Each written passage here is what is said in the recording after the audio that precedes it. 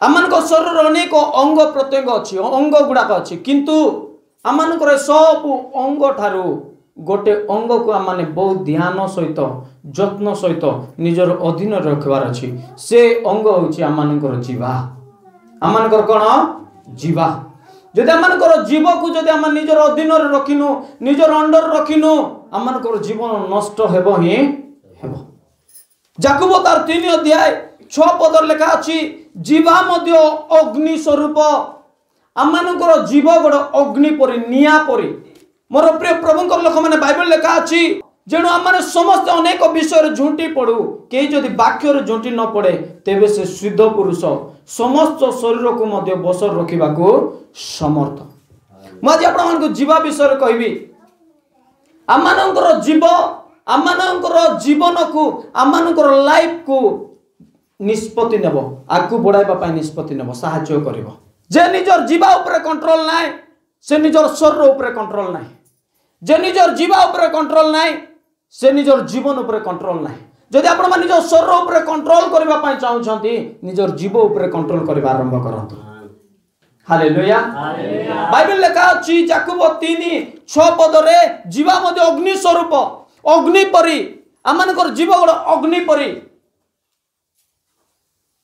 आमनकर जीवर कौन कहूँ कि प्रकार शब्द निर्गत होची कि प्रकार वाक्य निर्गत होची से विषय आमको जागृत होगा पड़ो सावधान होगा पड़ो आमने कौन कहूँ आमनकर पार्टी कौन बाहरुची ए विषय आमको बहुत सावधान होगा पड़ो। बाइबल लेखा अछि तुमर मुखरे जीवन अच्छी तुमर मुखरे मरण अच्छी तुमर जीवन अच्छी तुमर लाइफ तुमर जीवन जीवर अच्छी तुमर सुस्थता तुमर जीवर अच्छी तुमर आरोग्यता तुमर शांति तुमर आनंद तुमर समाधान तुमर जीवर अच्छी तुम्हें केमिति कहूछ सेटा सबुठारु इंपोर्टेंट विषय अटे कौन कहूछ से विषय सबुठारु इंपोर्टेंट अटे। हालेलुया हालेलुया मोर प्रिय प्रमुख लोक माने बाइबल आम मन के सिखाए निजर जीव को निजर अधीन रे रख निजर कंट्रोल रे रख जोटा पारले सेटा कह ना तुमको मन को जोटा आइला बाटर जोटा कहबा इच्छा लगला से सब कहि कि निजर लाइफ को खराब करंतु ना निजर जीवर उत्तम विषय गुडी को कहबा आरंभ करंतु। आमेन हालेलुया माथ्यू तार 12 अध्याय 37 पद बाइबल लिखा अछि जेणु तुम वाक्य द्वारा तुम्हें निर्दोष और तुम वाक्य द्वारा तुम्हें दोषी बोली प्रमाणित हेबो। प्रभु यीशु जगह कहंती तुमर वाक्य द्वारा तुम्हें निर्दोष हेबो तुमर वाक्य द्वारा तुम्हें दोषी हेबो। आज तुमर वाक्य तुमर शब्द की प्रकार अछि तुम की प्रकार शब्द गुडी को व्यवहार करूछ तुमर पाटीरु केमते शब्द बारुछि बाइबल लिखा अछि अनेक प्रभुकर लोक माने एई समान जीवरे प्रभु को गौरव दउचंती प्रभु को प्रशंसा करूछंती प्रभु को महिमा करूछंती आ समान ए जीवरे लोक मान को अभिशाप दउचंती परमेश्वर सृष्टि करतिबा मनुष्य मान को अभिशाप दउचंती। याकूब 3 अध्याय 10 पदर लिखा अछि एक मुखर धन्यवाद और अभिशाप निर्गत हुए हे मोर भाई माने एपरी हेबा उचित नुहे निर्जर कोन एक बाट दे मिठा और पिता दुई प्रकार जल बाहर करे कोन कोन निर्जर एक पथ दे मिठा आउ पिता जल बाहर करि पारिबो कि कोन तुमर मुख प्रभु को आज धन्यवाद दउची प्रभु को प्रशंसा करूची प्रभु को आराधना करूची प्रभु को गौरव करूची कौन से समान मुख द्वारा समान जीव द्वारा तुम्हें लोक मान को अभिशाप दउछ कि लोक मानकर मंद कल्पना करूछ कि मंद विषय कहूछ कि जागृत बाइबल लिखा अछि तुम्हें अपना मुख को तुमर जीवा को निजर अधीन रे रख जीवा गोटे अग्नि सदृश आज अनेकंकर शब्द ठीक नाही तेणुकर सेमानकर जीवन मध्य ठीक नाही आज अनेकंकर वाक्य ठीक नाही तेणुकर सेमानकर परिवार ठीक नाही।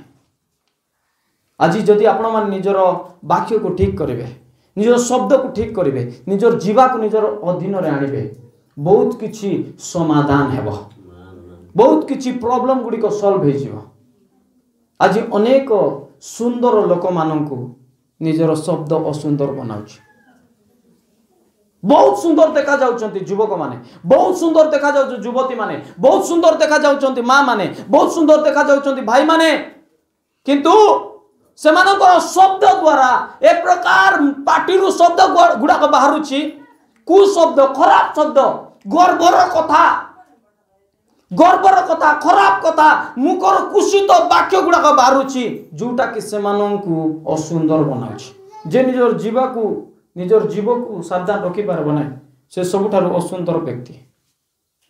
आज अनेक स्त्री माने निजर जीवा को कंट्रोल करी जानि नाहंती, तेणु करी ताकर स्वामी को मन इच्छा कथा हेबे।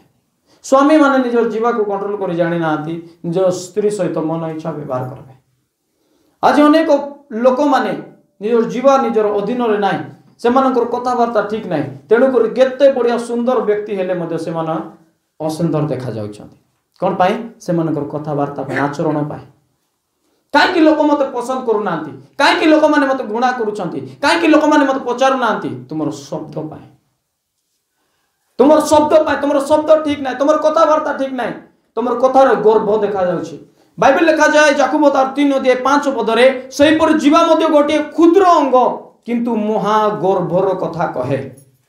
शैतान स्वर्ग रे कौनसी पान खाई नाही, पुड़िया खाई नाही, मद पी नाही, बेविचार काम करी नाही, से गर्व कला। तार हृदय रे गर्व को जगह देला, तार सौंदर्य सकाशु, तार सुंदरता सकाशु से गर्व कला। स्वर्ग परि जागर ताकू तोड़ी दिया गला। गर्व गोटे भयंकर विषय, मनुष्य को सुंदर कर दिए, मनुष्यर सुंदरता को नष्ट करे। तुमर सुंदरता तुमर चमड़ा रे नाही, तुमर चेहरा रे नाही,